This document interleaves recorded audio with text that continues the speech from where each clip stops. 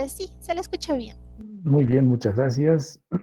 Inmediatamente vamos a compartir lo que he preparado para hoy. Un momento, por favor.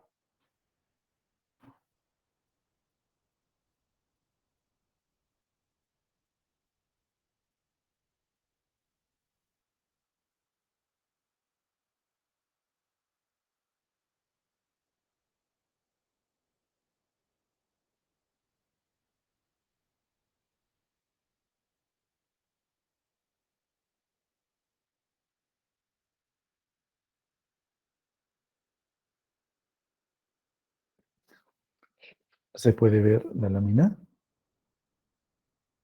Sí, doctor. Sí se observa la pantalla.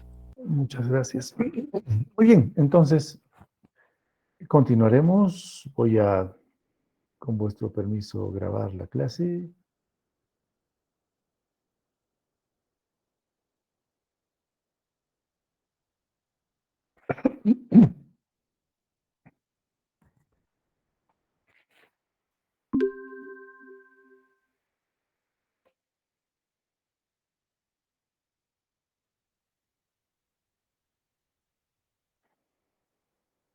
Bien, estamos conversando sobre la importancia de la ética en la investigación. Entonces, ética. Bueno, creo que ética en la investigación científica.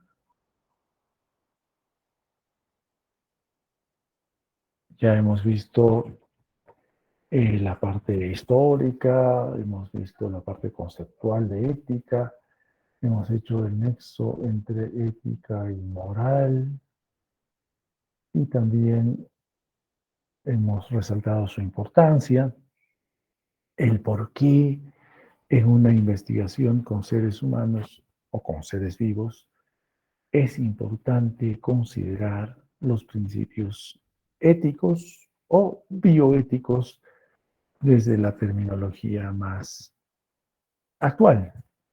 Bueno, entonces bajo esa perspectiva,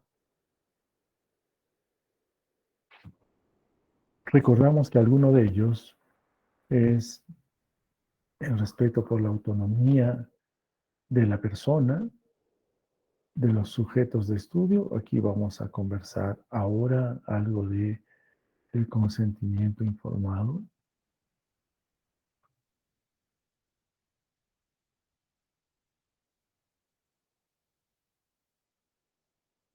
La mayoría de ustedes tiene que hacerlo, tiene que usar el consentimiento informado. Vamos a, en el segundo capítulo y más en el tercer capítulo del curso, ya tienen que plantear, tienen que escribir su consentimiento informado. Eh, Asimismo, como otro principio, hemos rescatado la beneficencia junto con la no maleficencia. Entonces, todos ustedes en los aspectos éticos tienen que ver, tienen que valorar los beneficios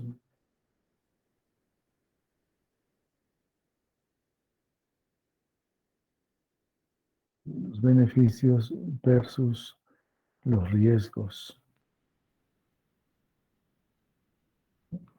En todo momento estamos hablando de los sujetos de estudio,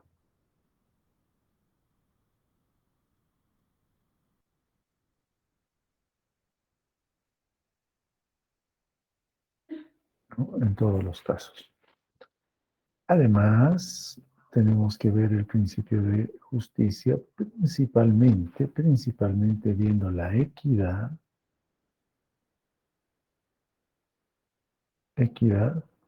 en o durante la selección de estos sujetos.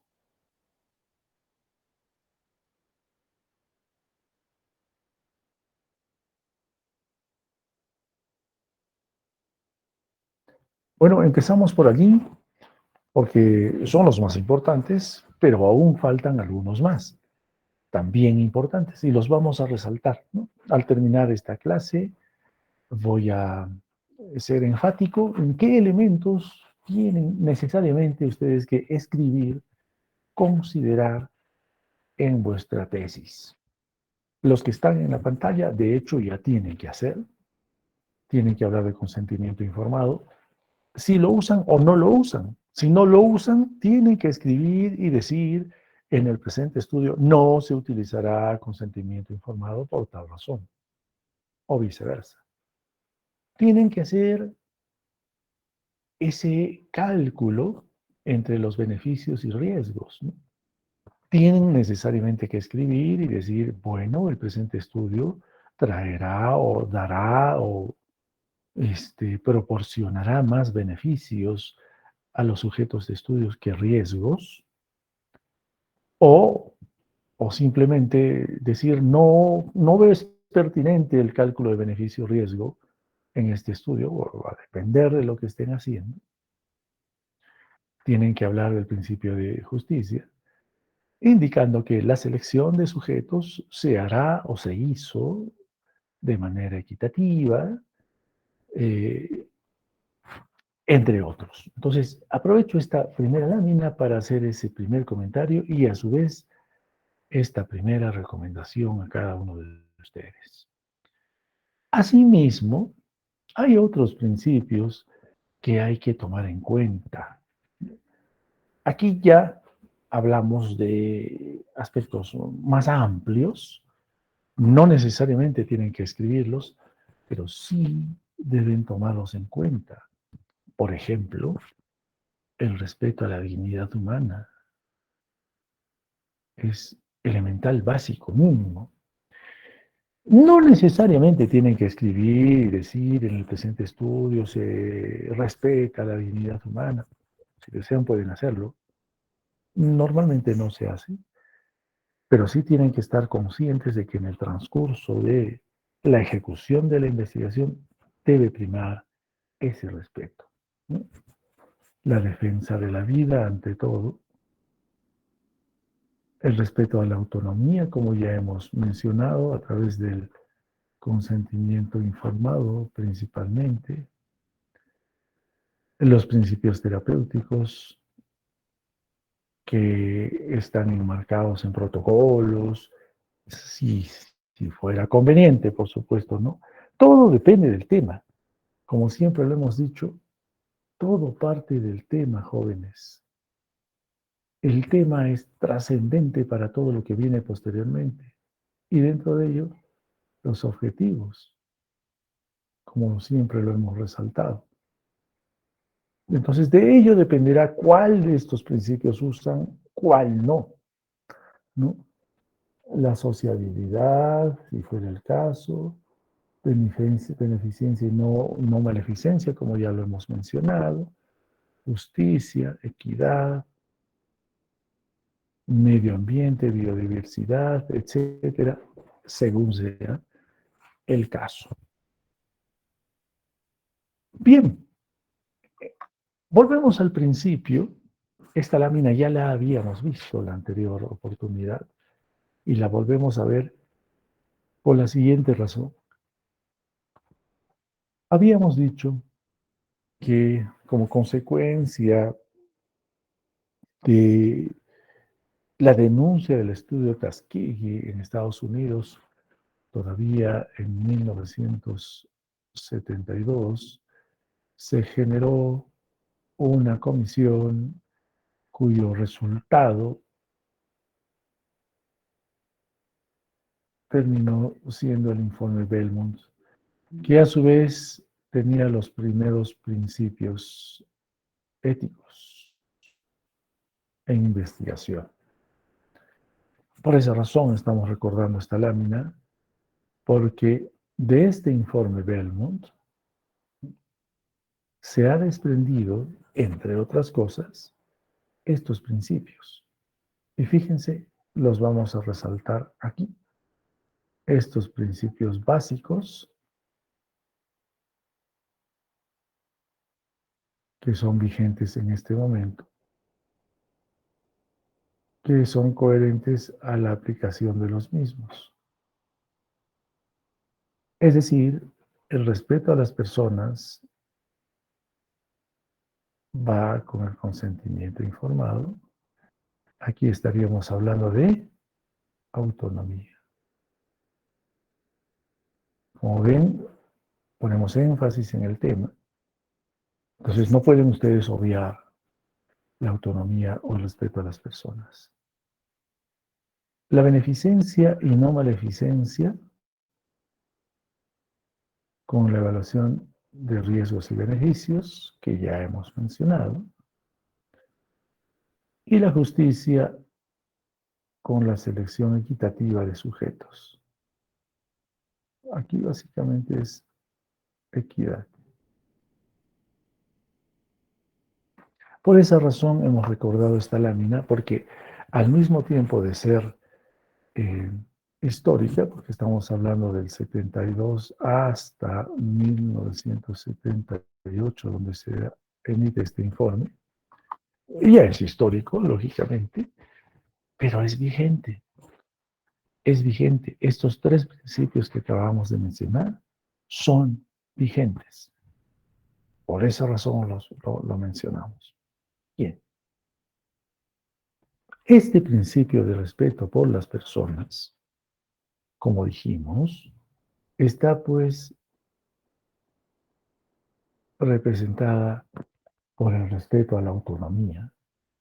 Todos nosotros tenemos derecho a la autonomía, decisión sobre nosotros mismos, decisión de participar o de no participar, ¿no? Por poner el ejemplo más acorde al tema de nuestra clase, a la investigación. Pues esa decisión,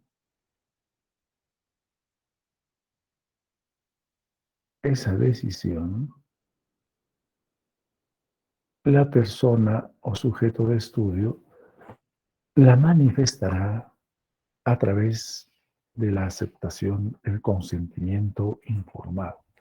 Consentir significa aceptar, ¿no es cierto? Pero de manera conocedora, por eso es informado. ¿No? No basta decir sí o no porque no. Hay que tener un argumento y a eso se refiere. Por consiguiente, tal como dijimos en la primera lámina, la autonomía tienen que mencionarla en sus aspectos éticos de vuestro trabajo de tesis.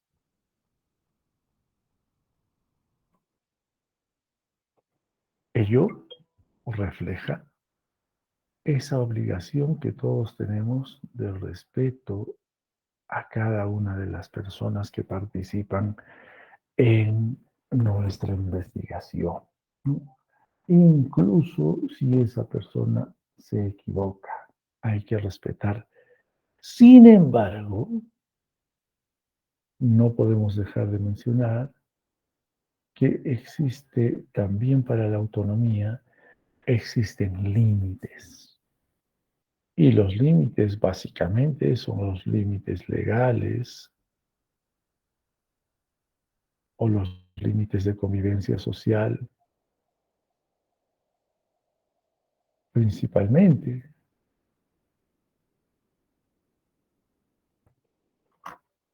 Simplemente les comento, si yo por autónomo, por autonomía, porque debe respetarse lo que yo decido, pues decido saltar del quinto piso de mi edificio.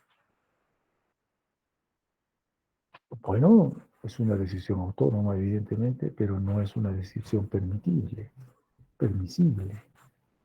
Existe el límite. Sobre esa decisión, ¿cuál sería el límite? El límite del cuidado de la vida, de la autodefensa.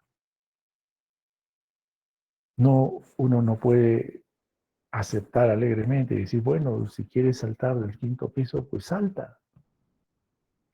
Supongo que ninguno de los presentes tendría esa respuesta. O, digamos, estoy en una tienda y decido simplemente coger algo que está en la tienda, lo meto a mi bolsillo y me lo llevo sin pagar, estoy robando.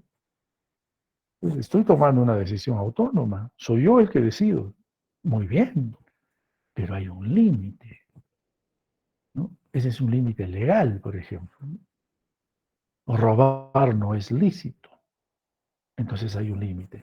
Bajo esa perspectiva es que aceptamos esa libertad de decisión de las personas, lógicamente.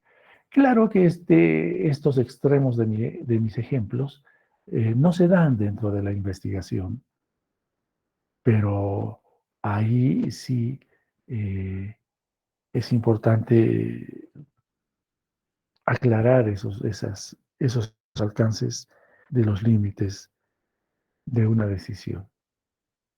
Bien, volviendo a nuestra investigación, ya habíamos mencionado que es pues el consentimiento informado la mejor manera de expresar el respeto por la autonomía de las personas que están participando de nuestro estudio. Bien, también profundizaremos un poquito el principio de beneficencia o no maleficencia.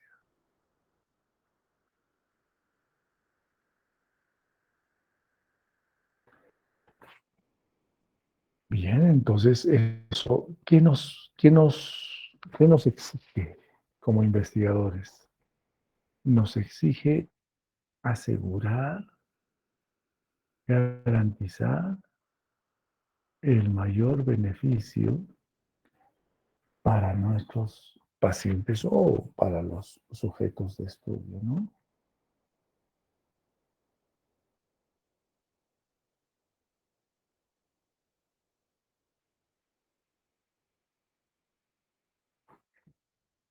Eso implica lo que ya hemos adelantado, la valoración de riesgos y beneficios.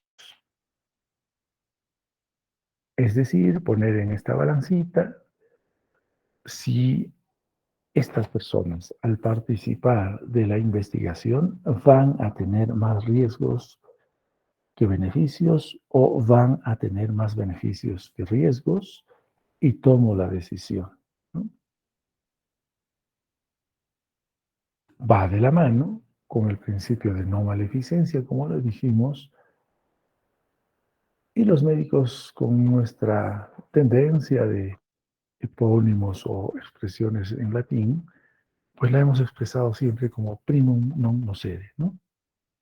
Ningún médico está formado para hacer daño. Nuestra formación nos exige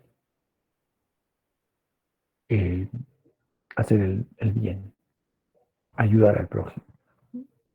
Estamos estudiando medicina libre y voluntariamente, así lo entiendo por cada uno de ustedes. Bien, entonces ese es un elemento que hay que tomar en cuenta. También profundizaremos un poquito más, unas cuantas palabras más sobre el principio de justicia,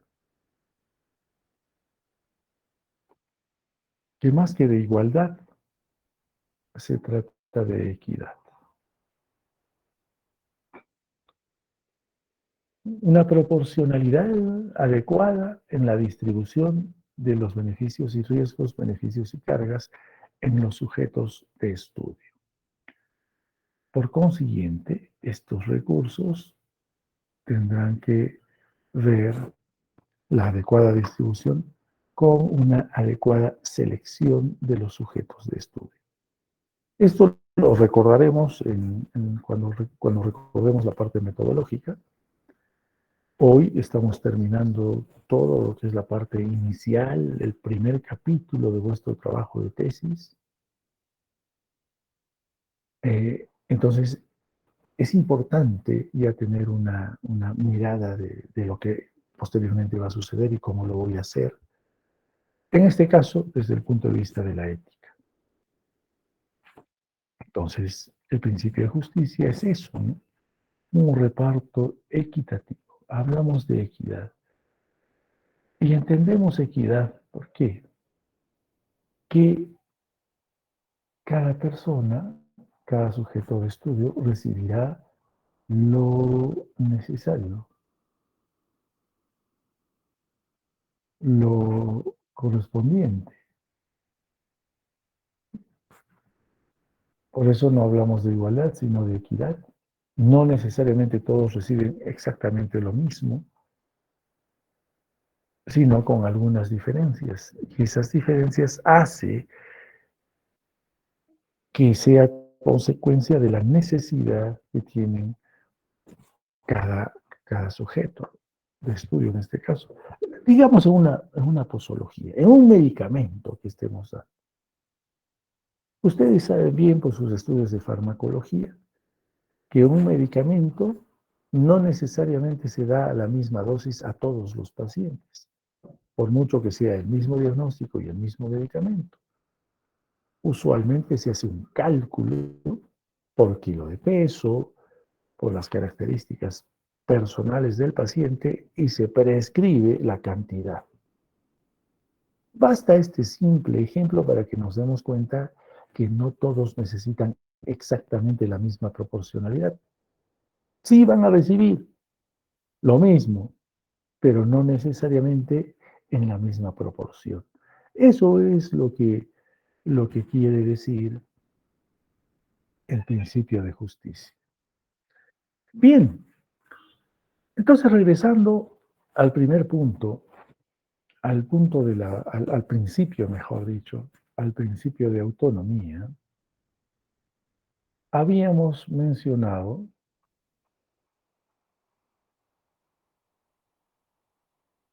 que es el consentimiento informado el que nos va a permitir que las personas ingresen a nuestro estudio o saber a las personas que no quieren participar de nuestro estudio. Y si bien es cierto, ahí ustedes pueden ver en en la lámina una serie de letras pequeñitas que por más esfuerzo que uno haga no las lee, pues usualmente un consentimiento informado, por ejemplo, de un ensayo clínico, es así. No necesariamente chiquito, pero sí así de prolongado.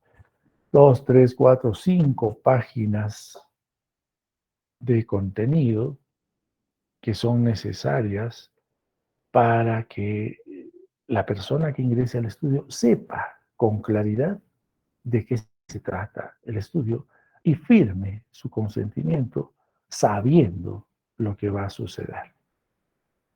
Bien, entonces este consentimiento informado respeta pues el derecho de las personas a saber de qué se trata la investigación y exige al investigador, obliga al investigador, el investigador éticamente está obligado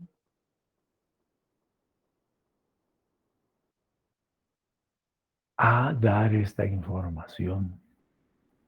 Y tiene que ser una información pues detallada, clara, pertinente, de todo lo que va a suceder con esta persona si es que ingresa al estudio, si va a ser objeto de procedimientos, si va a recibir tratamientos, cuáles van a ser las consecuencias reales o probables, cuáles son los riesgos, cuáles son los beneficios, cuánto tiempo va a participar del estudio, qué efectos adversos puede presentar como producto del estudio, etcétera, etcétera.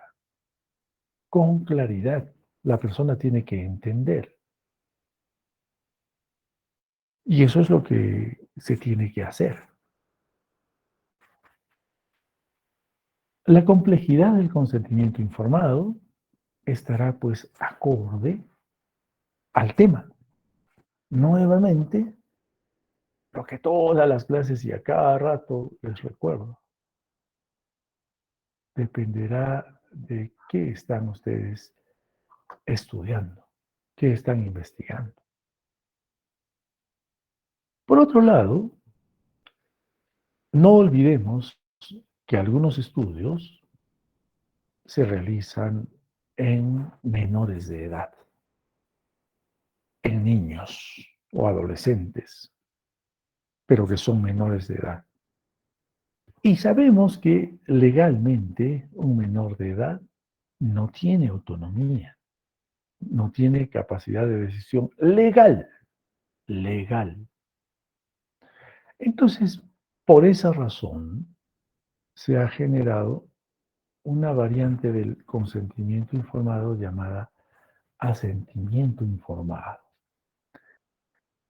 Por consiguiente, si alguno de ustedes está trabajando con niños, va a tener que aplicar el asentimiento informado. Por supuesto, esto más el consentimiento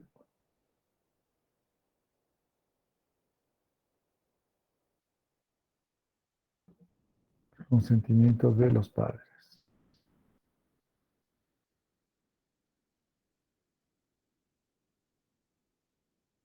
Entonces estamos hablando de niños de menores de 12 años o de 8, más allá de 8, que expresan su decisión. Ellos tienen opinión, por supuesto que tienen capacidad de discernir y de expresar si quieren o no quieren participar del estudio una vez que se les haya explicado de qué se trata. Si quieren participar, entonces ellos firmarán el asentimiento informado.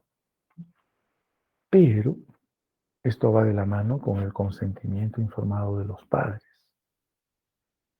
Si el niño no quiere participar y los padres aún así, si quieren que participe el niño, hay un conflicto y no entra al estudio. O viceversa. Si el niño quiere participar, pero los padres no quieren que participe, tampoco entra al estudio. Son aspectos elementales que debemos saber respetar.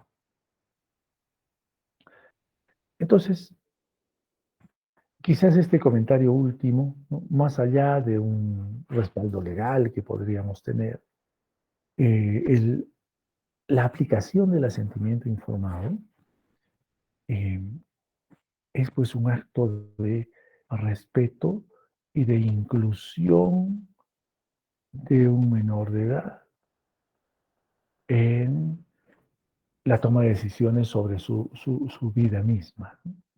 Eso es muy importante, ¿no? El ejercicio de la autonomía de un menor de edad es un elemento importante a tomar en cuenta en el respeto de las personas. Por consiguiente, el consentimiento informado, debemos saber a quiénes aplicar, cómo aplicar, cuándo aplicar, por qué aplicar, dónde aplicar y en qué consiste. Esto resume todo lo que hemos hablado hace un momento. Y al mismo tiempo, el asentimiento informado en los niños que tiene exactamente el mismo contenido.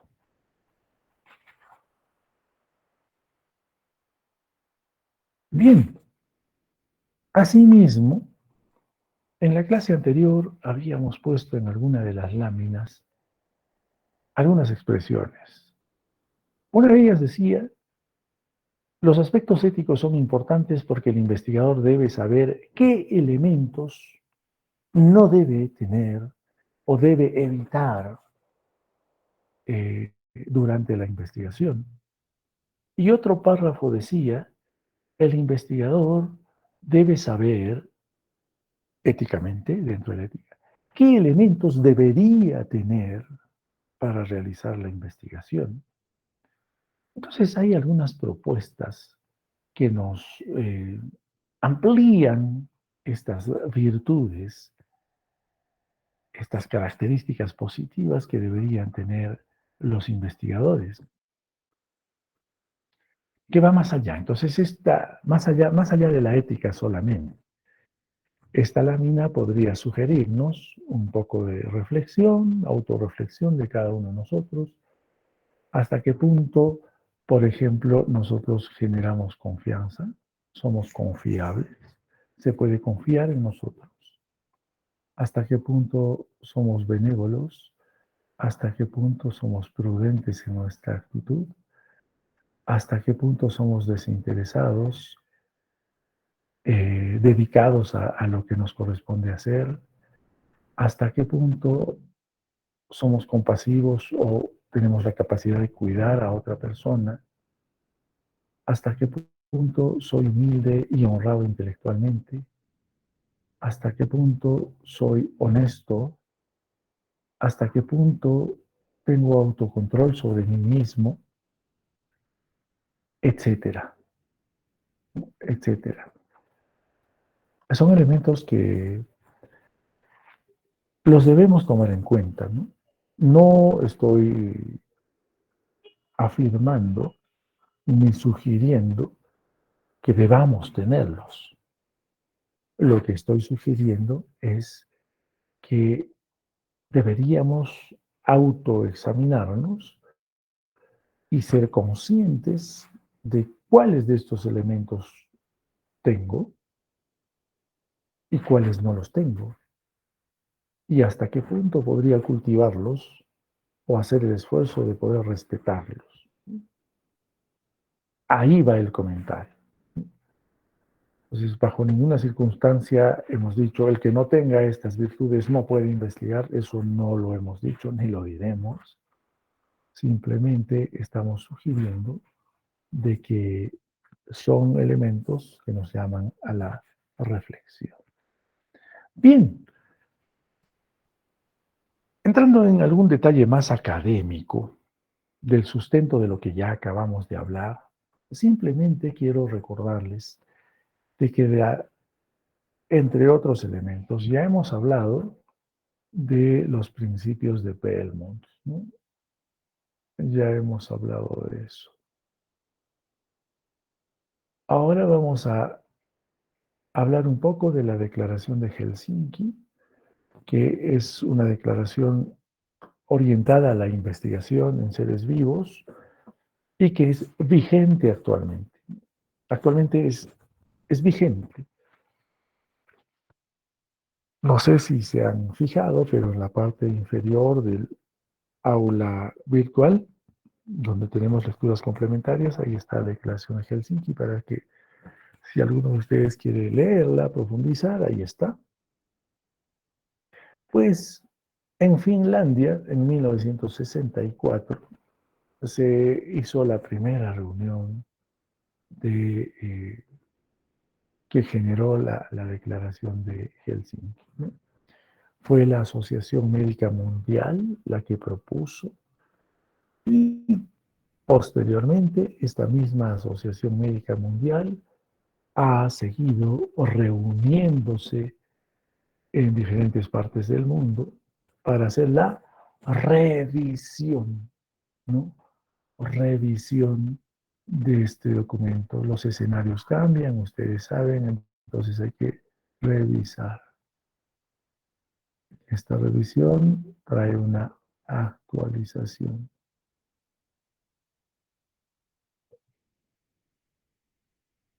Hay que actualizar. Es un documento orientado y dedicado a la ética en la investigación de vigencia internacional. Tiene como antecedentes lo que hemos visto en la anterior oportunidad, el Código de Nuremberg, por ejemplo.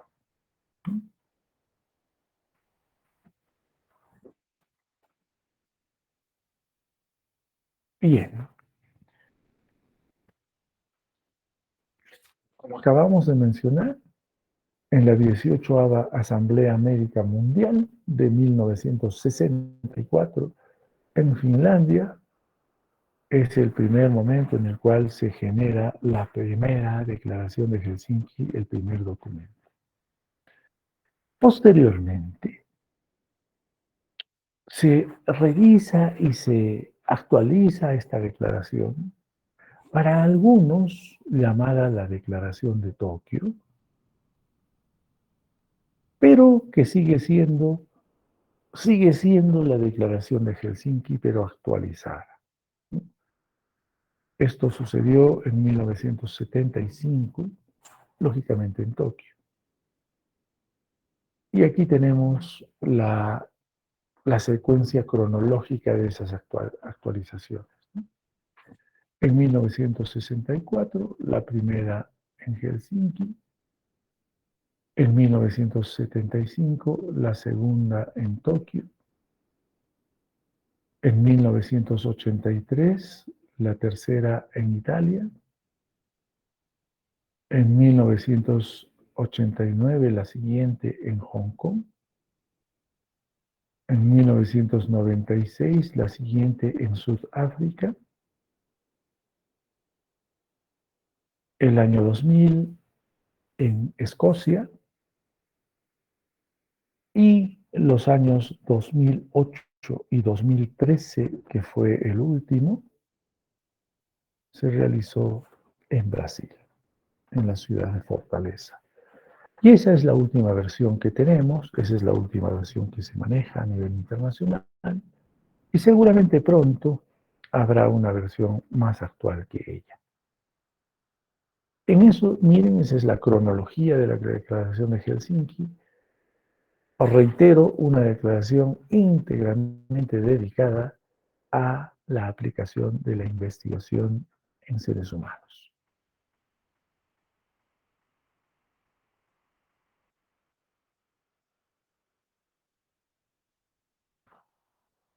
Entre otras cosas, resalta, por ejemplo, que si hay un trabajo de diseño experimental, tiene que estar claramente definido el diseño experimental.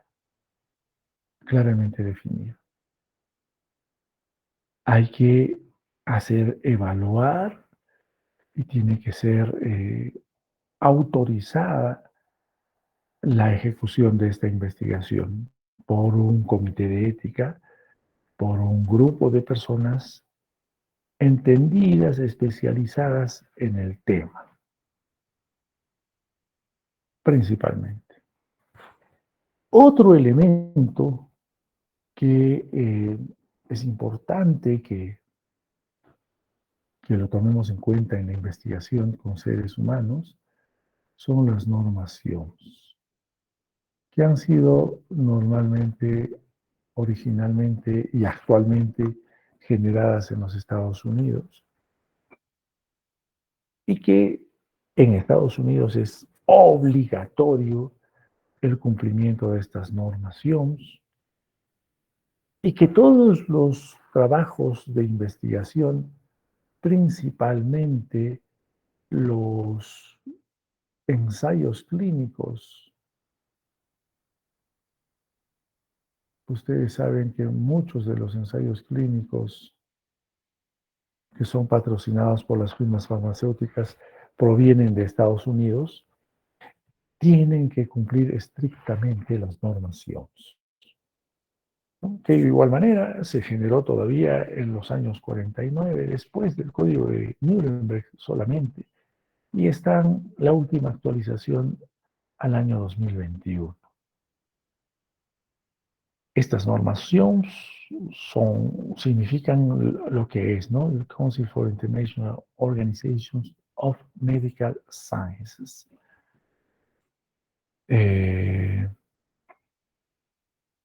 Entonces, reconocen, exigen, contienen la aplicación de los principios éticos universales en las investigaciones con seres humanos.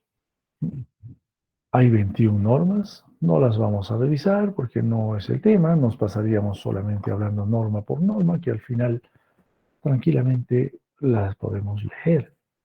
Pero cada una de ellas da una especificación para los procedimientos que se deben seguir y respetar durante una investigación con seres vivos, con seres humanos. ¿Sí? Entonces lo que hacen es eso, ¿no? Orientar y garantizar de que la ética sea incluida dentro de las investigaciones. Bien, hasta ahí, digamos, los temas generales. Eh, los que desean pueden leer las normas IOMS, pueden leer la Declaración de Helsinki. Eso ya es opcional de ustedes, si quieren profundizar un poco sus aspectos éticos en la investigación. Les dije al inicio que antes de terminar vamos a recordar qué elementos debemos tomar en cuenta cuando escriba en mi tesis, en mi proyecto de tesis, los aspectos éticos. Ya hemos mencionado al consentimiento informado como ineludible. Así no lo aplique. Si no lo aplico, pues igual lo escribo bajo la premisa de indicar de que en el presente estudio, por tal motivo, no se aplicará un consentimiento informado o el asentimiento informado según sea el caso. Con ello estamos respetando la autonomía de los sujetos de estudio, entonces tengo que mencionar y decir, en esta investigación se respeta la autonomía de los participantes en la investigación. Un elemento que no hemos mencionado, pero que está incluido en las normas IOMS, están incluidos en las recomendaciones éticas, es el tema de confidencialidad de los datos. Los datos que permitan identificar a los sujetos de estudio tienen que ser confidenciales. Si eventualmente, por ejemplo, ustedes manejan nombres y apellidos, si ustedes manejan números de DNI, si ustedes manejan números de historias clínicas, esos son datos que identifican al propietario, ¿no? Entonces, eso debe ser confidencial. Ese elemento tienen que considerarlo cuando escriban sus aspectos éticos. La revisión por un comité de ética, bueno, no necesariamente tienen que incluirlo, pero usualmente sí se pone, ¿no? El presente estudio ha sido revisado o será revisado para su autorización por un comité de ética en investigación. Ética en investigación.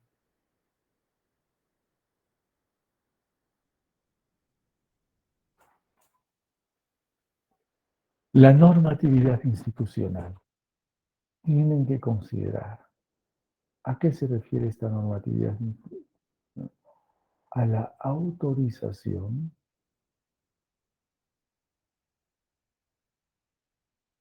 para realizar la investigación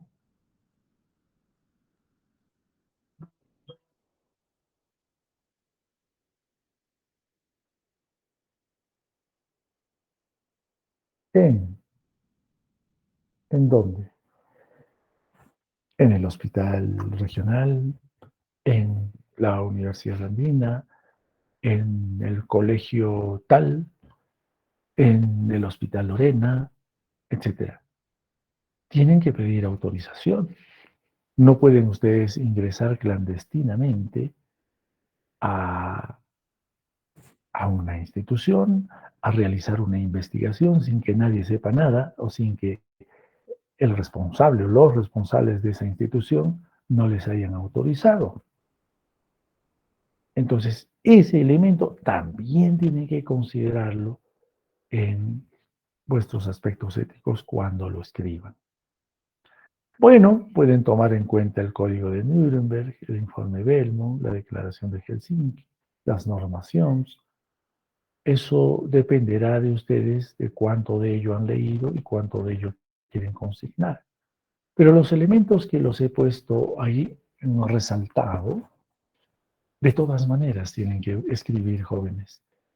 Es un buen consejo, además voy a revisar que así sea, porque estamos espacio académico, lógicamente. Bien.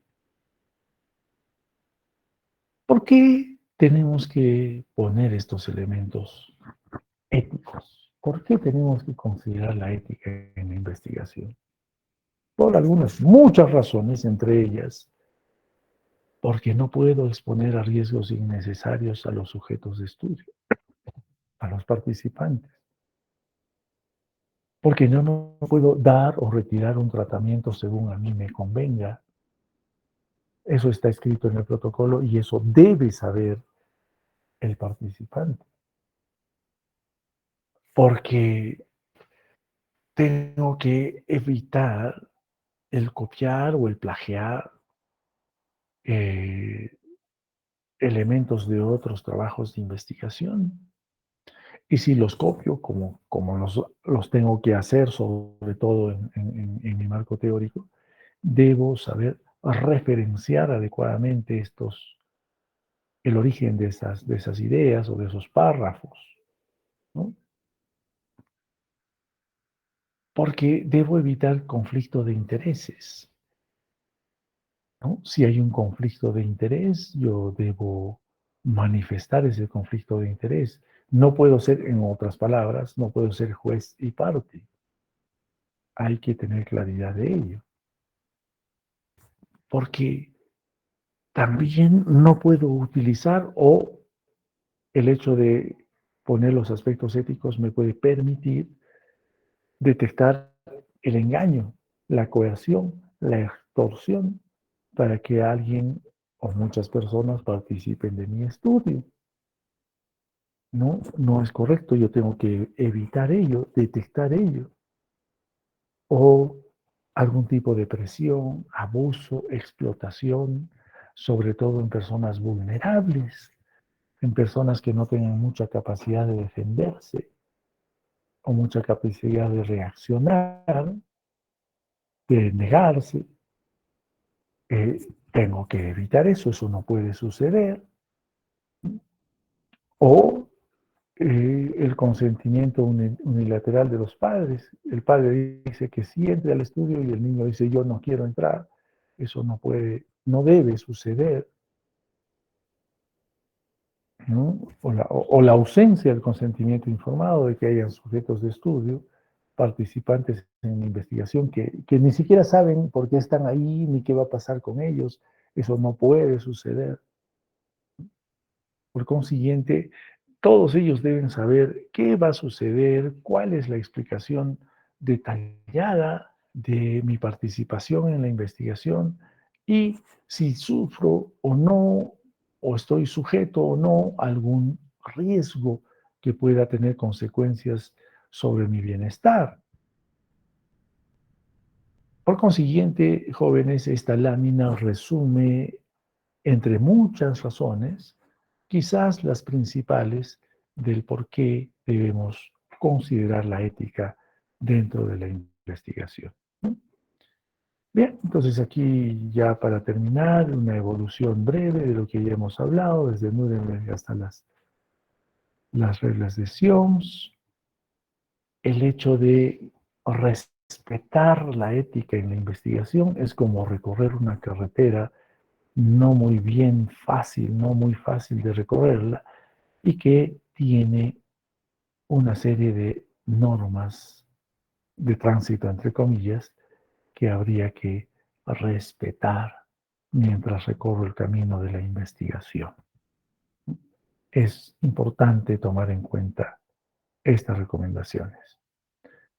Bien, entonces, con ello hemos terminado el primer capítulo de nuestro proyecto de tesis.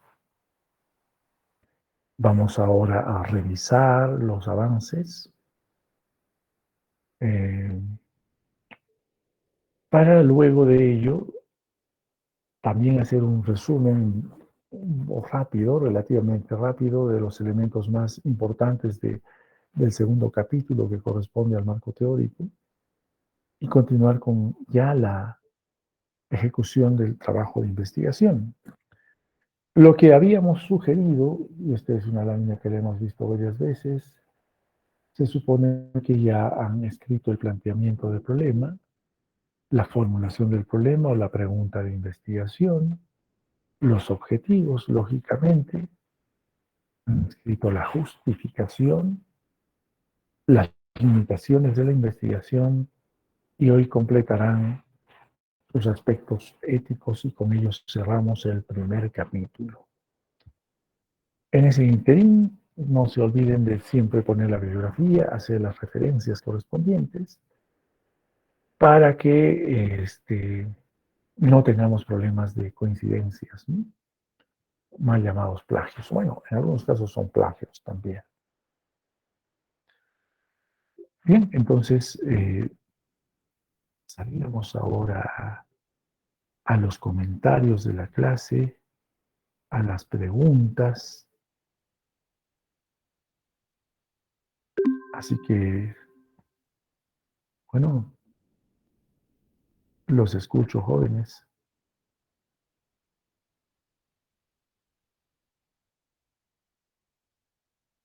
Doctor Lucio, buenas noches. Buenas Disculpe, noches. Dígame. eh, nos dijo que nos iba a subir unos videos instructivos que usted ya había realizado anteriormente en metodología en la investigación y revisamos Sí, el aula virtual y no se encuentran.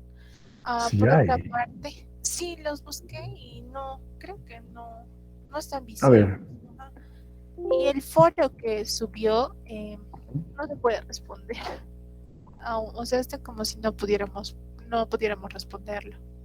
¿y por qué será eso? A ver, bueno, el foro en realidad no es tanto para que respondan, estoy entrando al aula virtual en este momento, sino para ponerles como información qué es lo que estamos haciendo con, con los talleres, ¿no? A ver,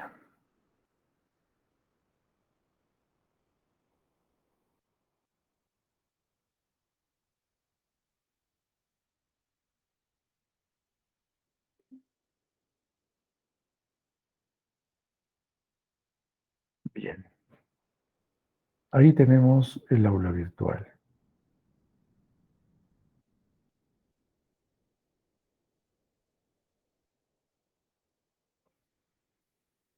A ver, a ver. Pueden ver, ¿verdad? Sí, doctor, sí se observa. Ya, entonces ahí está el aula virtual.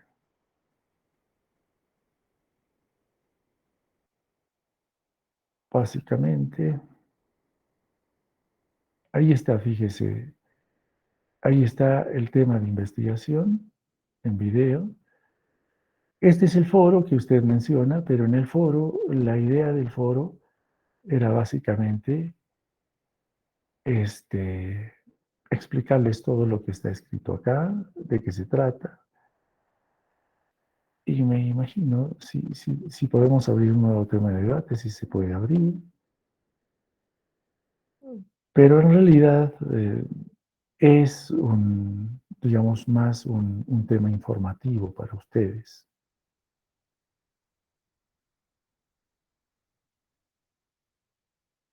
Luego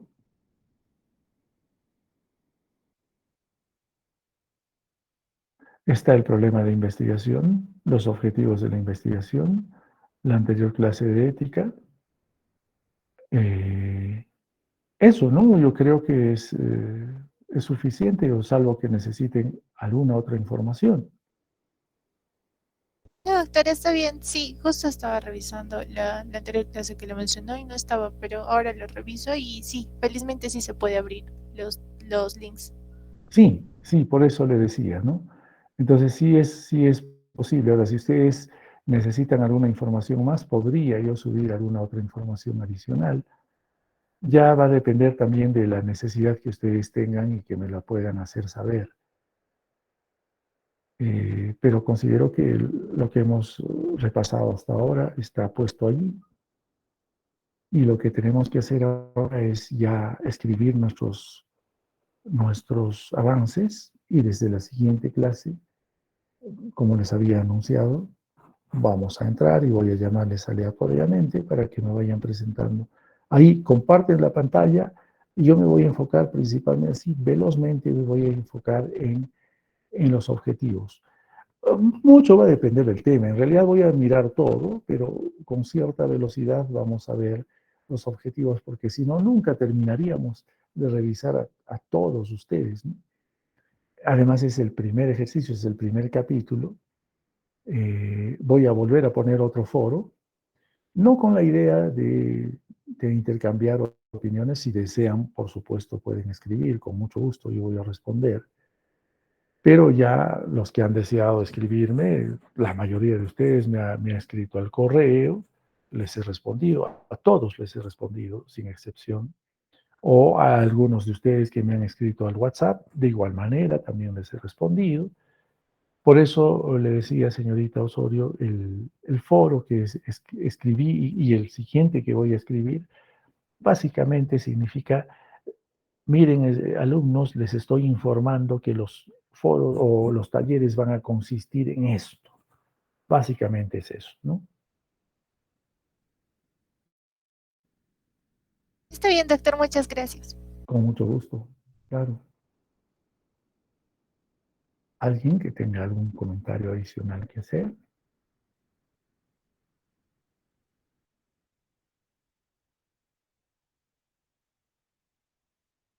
Doctor, buenas noches. Buenas Disculpe, noches. doctor, en relación a la revisión del comité de ética, ¿en realidad todos nuestros trabajos necesitarían esta revisión?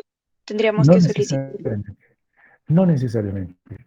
Mire, si usted lo escribe, no es una pérdida de tiempo, ¿no? Si no va a ser necesario, se retira simplemente, ¿no? Por ejemplo, usted va a hacer su trabajo en el hospital regional. Entonces,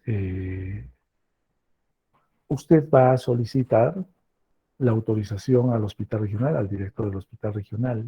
Solicito autorización para ejecutar el trabajo de investigación intitulado Características clínicas y epidemiológicas de nódulos tiroideos, ¿no?, en el Hospital Regional del Cusco, de los años 2017 al 2022. Así va usted a solicitar el permiso. El director del hospital ahí tiene dos opciones, tres opciones. La primera opción es que le responda y le diga: ¿sabe qué? No le autorizo, y ahí quedó. La segunda opción es que le diga: sí, le autorizo, proceda usted. Y la tercera opción es que le diga: su trabajo de investigación está pasando al comité de ética para que lo evalúen y ellos decidirán si se acepta o no se acepta. Usualmente eso es lo que sucede, señorita Vaca.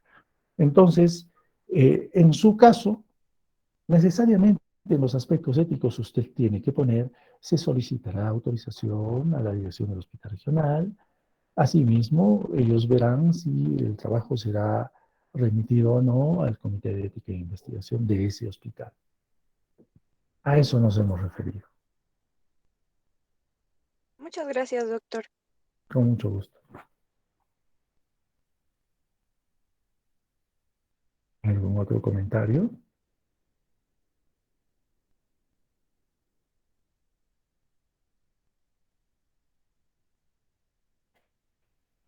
Bueno, jóvenes, entonces, si ya no hay más comentarios, por favor, avancen.